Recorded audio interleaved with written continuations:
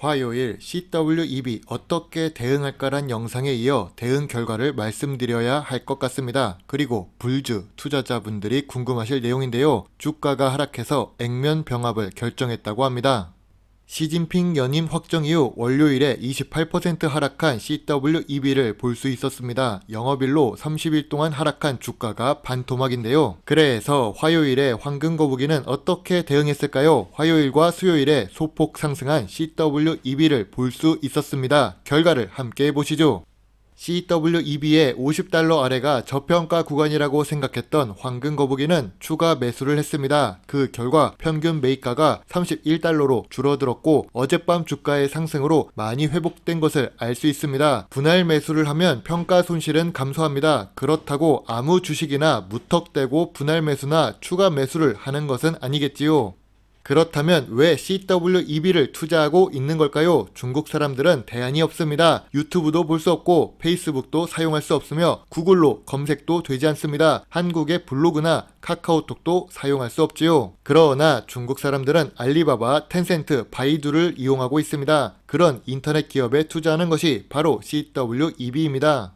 이미 고점 대비 98% 하락한 CWEB였습니다. 1100달러에서 2200달러가 되는 것이 빠를까요? 아니면 20달러에서 40달러가 되는 것이 빠를까요? 다르게 생각하면 여기서 더 빠질 수 있을까란 생각을 할 수 있습니다. 시진핑의 연임은 정치 리스크라고 할 수 있지만 기업 자체에 문제가 있다는 것은 아닙니다. 그리고 단일 종목이 아니라 여러 종목에 투자를 하기 때문에 위험을 분산시킬 수 있지요. 최근 CWEB의 폭락은 시장 분위기의 문제였습니다.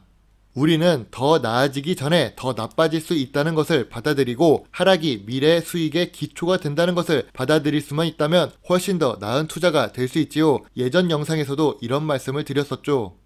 다음은 불주입니다. 차트만 보더라도 사태가 심각한 것이 느껴집니다. 35달러에서 2달러대로 주가가 하락했습니다. 동전주가 되기 전에 액면 병합을 하게 된 불주인데요. 혹시 9주 미만으로 보유한 투자자분들은 미리 단수 주식 매수를 하는 것이 좋아 보입니다. 문제가 있는 주식은 상장 폐지를 당하게 되지요. 그러나 우리는 불주의 병합을 보고 알 수 있는 것이 있습니다. 주가가 하락해도 상장 폐지는 하지 않는다는 것을 말이죠. 물론 주가가 낮아져서 합쳐지는 것에 큰 의미를 두는 것은 아니지만 주가가 그만큼 무거워지는 효과가 있습니다. 2.8달러면 커피 한 잔 마시지 않아도 한 주를 매수할 수 있었지만 28달러라면 밥을 한 끼 덜 먹어야 하거든요. 그러나 황금 거북이는 미국의 독보적인 15개의 기업을 6.7%씩 나눠서 매수하는 불주에 대해 긍정적으로 보고 있습니다. TQQQ와 SOXL에 중복되는 종목들이 있으니 취향에 따라 매수하는 것도 좋지요. 더 안정적인 투자자라면 S&P 500에 투자하셔도 됩니다. 영상을 만들려고 하니 너무 내용이 짧아졌습니다. 조회수 100을 기록하는 황금 거북이의 주식 영상이지만 그래도 초심을 잃지 않기 위해 배당주 분석을 하도록 하겠습니다. 사진에 보이는 회사는 무슨 주식일까요? 가구 사진이 많이 있는 것을 보니 가구 주식이겠죠. 황금 거북이는 한국캐피탈, 한국전력, 한국정보인증과 같은 애국적인 사람입니다. 주식 이름에 한국이 들어가 있으면 왠지 괜찮아 보입니다. 실제로 한국 가구는 분기 배당도 하는 만큼 매력적인 주식이라고 볼 수 있지요. 다만 주식 분류에 따르면 식품 주식에 속한 이상함을 체크할 수 있습니다. 최근 분기 배당을 결정한 한국 가구입니다. 일시적인 분기 배당이 아닌 최근에 8차례 분기 배당을 할 만큼 적극적인 배당 정책으로 전환된 것을 알 수 있지요. 2019년 115원을 배당하고 어려운 시기인 2020년에는 135원 더 배당을 늘립니다. 그리고 2021년 말에는 175원을 지급하는 모습을 볼 수 있지요. 배당금이 늘어나는 것은 긍정적인 신호로 볼 수 있습니다.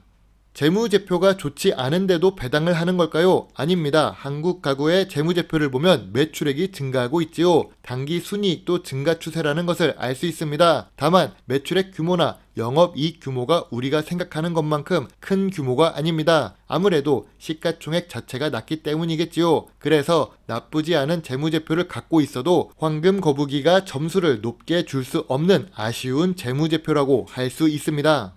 한국가구는 독특한 주식입니다. 지배회사인 한국가구 반기 보고서 매출을 보면 98억이네요. 100% 지분을 보유한 종속회사인 재원인터내셔널의 매출은 385억입니다. 이러면 배보다 배꼽이 더 큰 주식임을 알 수 있지요. 그래서 주식 분류에 따르면 식품 주식으로 분류되는 이유를 이제 설명할 수 있습니다. 재무제표와 매출 내용을 알았으면 주식 차트를 봐야겠지요. 매출액이 매년 증가했다면서 주가는 고점 대비 절반으로 낮아진 상태입니다. 2021년 거래량이 터지면서 시장에 관심을 받았지만 지금은 2019년도 저점 주가를 기록하고 있습니다. 아무래도 세력이 한번 들어왔다가 빠져나간 것 같은데요. 세력이 전부 나갔다고 하더라도 한국가구의 재무제표에 문제가 발생한 것은 아닙니다. 오히려 저평가 구간이라서 관심을 가져볼 필요가 있다고 생각되는데요. 재무제표도 그렇고 분기 배당의 매력에 PBR도 낮은 자산 가치가 더 높은 그런 주식입니다. 하지만 내수 매출로 구성되어 있어서 미래 성장성이 낮다는 단점은 빼놓을 수 없지요. 식품업은 최근의 영상으로 다룬 SPC와 남양을 보면 쉽게 알 수 있습니다. 불매 운동의 변동성이 커질 수 있다는 것을 말이죠. 그래서 높은 점수를 줘서 매수 의견을 드리기보다는 배당주에 관심 있는 시청자분들이 관심 가져보기 좋은 주식이라고 생각됩니다. 중국의 정치 리스크가 남아있어서 CWEB의 투자를 적극 권하는 것은 아닙니다. 하지만 저도 투자를 한 이유가 단순히 주가가 낮아서 한 것은 아닌데요. 중국 기업 중 바이두 같은 경우 인공지능에 대한 투자, 슈퍼컴퓨터에 대한 투자 규모는 세계적이라고 할 수 있습니다. 그리고 기업과 함께 움직이는 정책의 수혜로 자율주행 연구할 수 있는 환경을 보유한 인터넷 기업들은 한 곳에 묶어서 투자를 한 것이 CWEB입니다. 물론 중국이라서 제가 큰 규모를 투자한 것은 아닙니다. 결과적으로 지금은 평가 손실 구간에 있지만 저에게 좋은 수익을 줄 수 있다고 생각해서 투자를 했습니다. 물론 불주나 TQQQ, SOXL이 장기적으로 상승한다는 것에 의심하지는 않지요. 투자의 책임은 매수, 매도 단추를 누른 본인에게 있다는 것을 잊지 말아주세요. 좋은 하루 보내세요. 배당주 주식 유튜버 황금거북입니다. 감사합니다.